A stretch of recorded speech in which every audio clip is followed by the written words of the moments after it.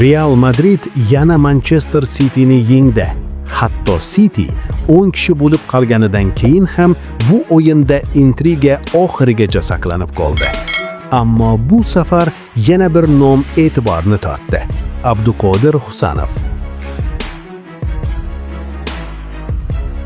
Assalomu alaykum.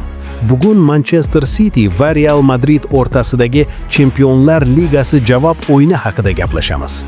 Bu o'yin kutilganidek dramatik va keskin tarzda o'tdi. Videoni boshlashdan oldin kanalda yangi bo'lsangiz, albatta like bosib, kanalga obuna bo'ling.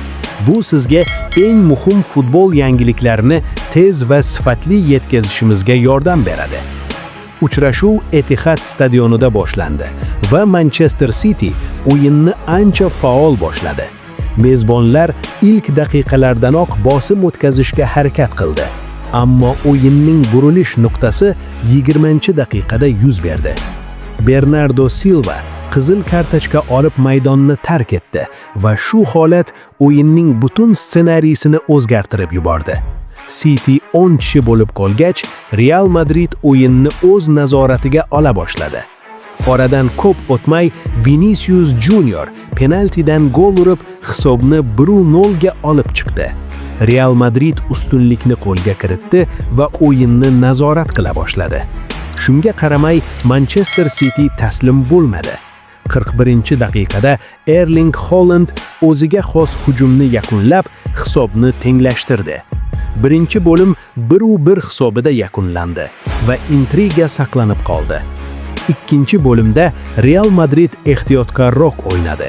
City esa 10 kishi bo'lishiga qaramay qarshi hujumlarda xavfli bo'lib turdi. Ammo o'yinning so'nggi daqiqalarida yana Vinicius sahnaga chiqdi. Qo'shimcha daqiqalarda u yana gol urib Real Madridga 2-1 hisobida g'alaba keltirdi. Shu tariqa umumiy hisob 5-1 bo'lib, Madrid jamoasi keyingi bosqichga ishonch bilan yo'l oldi. Bu o'yinda yana bir muhim jihat bor edi. Manchester City safida o'zbekistonlik himoyachi Abduqodir Husanov to'liq 90 daqiqa maydonda harakat qildi. U o'yinning eng og'ir vaziyatlarida ham o'zini yaxshi ko'rsatdi. Ayniqsa, jamoa 10 kishi bo'lib qolganidan keyin himoyadagi yuklama yanada oshdi. Shunga qaramay, Husanov ishonchli o'yin namoyish etdi.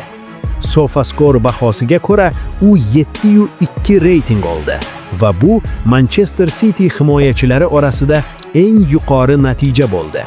Bu esa uning o'yinda qanchalik foydali harakat qilganini ko'rsatadi. Husanovning tezligi, pozitsion o'yini va jismoniy kurashlardagi ustunligi yana bir bor e'tiborni tortdi.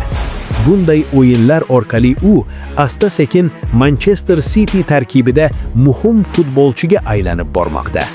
Endi asosiy savol: Real Madrid bu formasi bilan Chempionlar Ligasini yutishga yaqinlashdimi yoki keyingi bosqichda yanada kuchli raqiblar ularga jiddiy muammo tug'diradimi?